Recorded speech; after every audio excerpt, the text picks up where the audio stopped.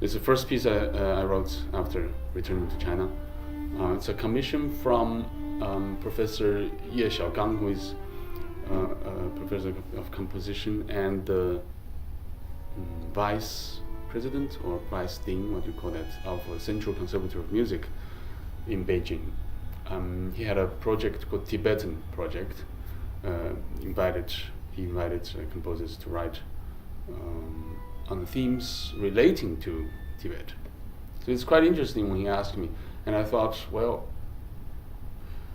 I've never been to Tibet, but where I grew up, Chengdu, is actually used to be the pathway to Tibet. So if you want to go to Tibet, you have to go to Chengdu first. And we have many Tibetans living in Chengdu because it's so close. And when I was going to school in high school, we had Tibetan students in our classes, so I had a lot of contact with them. And my godmother, when I was little, is a Tibetan woman, a Tibetan singer. So I had this kind of personal contact with Tibetan people and its culture, but don't have real knowledge about the place. I can only imagine. So I thought I would write a piece that is not about a specific thing in Tibet or place, but rather an intuitive feel towards something.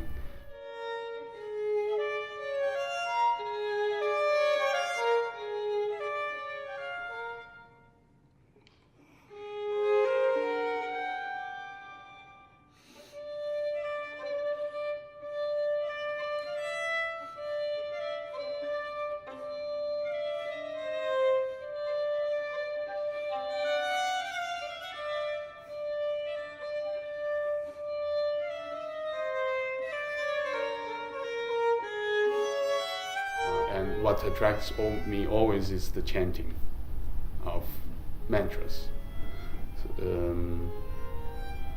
Whether it's Tibetan way of chanting or the Mongolian, because in Inner Mongolian they are very much Tibetan Buddhists. That's the same religion. This chanting often has a very beautiful kind of luminous. What do you call that? Luminosity. That's a good word. Luminosity. About them, because the way they use their voice, often quite low, of course. There's a kind of a throat quality, very nasal quality, and and the rhythm, and of course the way the words I don't understand, but there's sort of a very musical sounds to me, and sounds very interesting. And of course the way they do it is they are so immersed into it, and that's very, very moving often. So I thought I would write something that is my take, my reflection on this impression, really, only. And last year I went to the province of Yunnan, and where I saw in a park, I saw two elderly women sit together in this beautiful fine day on a bench by the lake, and they were reading off a book. And when I went close, I saw it's actually script, Buddhist script they're reading. They're sort of reciting it, and very soft. They're doing it together, and it's very beautiful, the melodies, and it's very moving to see two old ladies very quietly and immerse in this text. And so I thought, well, that memory came to me when I was thinking about this, conceiving these ideas for this piece. with these two violinists doing similar things. So the first movement very much is like that that situation with two very gentle women and reciting this text, this script, mantras, in unison, but also fluctuating, getting away from it and come back. So the first movement is very much like a little dance for the two, very gently moving, but very static melodic line. And they have to play so that they share a line, so they have to concentrate on the give and take, where I take, continue, and where I stop. So that kind of relationship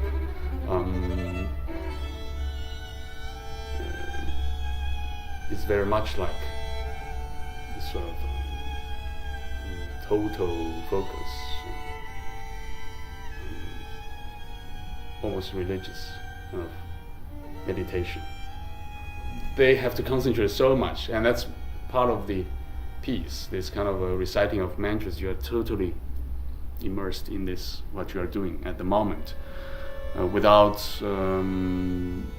distraction, without looking forward, without other thoughts, just the moment and concentrating as you go.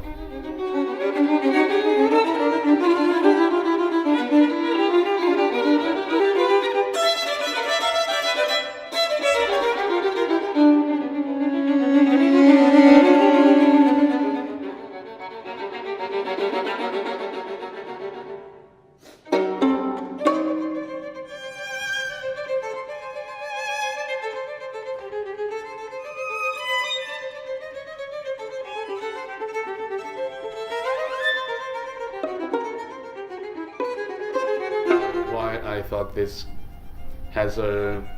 could relate to religion, because Buddhism asks us to practice so that we can be enlightened in a way, and that meditation practice is a way that leads us to that moment where you are just in the moment.